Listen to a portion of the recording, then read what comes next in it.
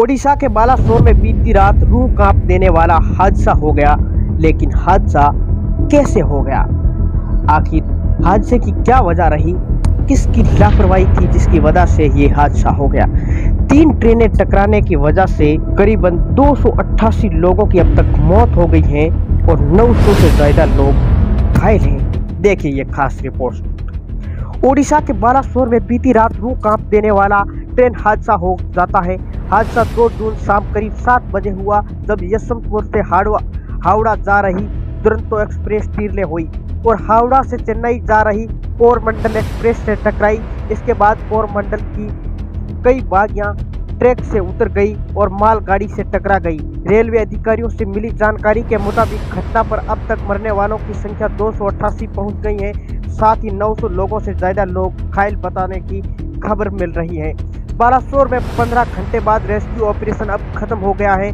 Police मृत शरीर का पोस्टमार्टम कर रही है और उनके परिजनों को पहचान पत्र दिखाने पर उनकी बॉडी का अंतिम संस्कार के लिए सौंप दिया जा रहा है। ट्रेन हादसे की वजह से राज्य में एक दिन का राष्ट्रीय शोक घोषित कर दिया गया।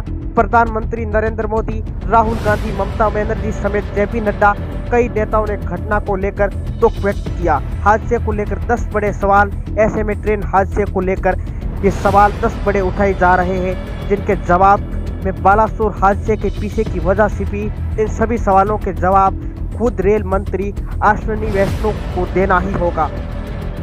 सवाल ये उठता है कि क्या पटरियों में पहले से कोई खामी थी? क्या पटरियों की रूटीन जांच में कोई लापरवाही बरती गई? क्या पटरियों के साथ कोई छेड़छाड़ हुई? क्या रेल रफ्तार की वजह से ट्रेन डिले हुई? क्या ट्रेन में एंटी कोलिजन सिस्टम कवच लगा हुआ था? अगर कवच लगा हुआ था तो फिर टक्कर कैसे हो गई? जीपीएस मॉनिटरिंग में ट्रेन हादसे का पता क्यों नहीं चला? स्टेशन पास था तो ट्रेन की रफ्तार इतनी तेज कैसे हो गई थी? क्या दुरंतो एक्सप्रेस का ऑटोमेटिक ब्रेक सिस्टम फेल हो गया था? क्या रेल में कोई क्रैक था या फिर फिश प्लेट ढीली हो गई थी? हादसे से जुड़े जसमदीद ने बताया कि हादसे के बाद घटना स्थल पर किस तरह से हालात थे। यात्री ने बताया कि कोरमंडल एक्सप्रेस से यात्रा कर रहा S5 बोगी में थे जिस समय हादसा हुआ। उस समय वो सोया हुआ था। हमने देखा कि किसी का सिर और किसी का पैर नहीं था। हमारी सीट के नीचे एक 2 साल का बच्चा जो पूरी तरह से सुरक्षित था, वो हादसे के बाद उसके परिजनों को बचाया गया। टीएमसी सांसद डोला सेन ने कहा कि मैंने ऐसी दुर्भाग्य घटना अपनी जिंदगी में कभी नहीं देखी। दोनों यात्री ट्रेन की तरह से पूरी तरह से भरी हुई थी।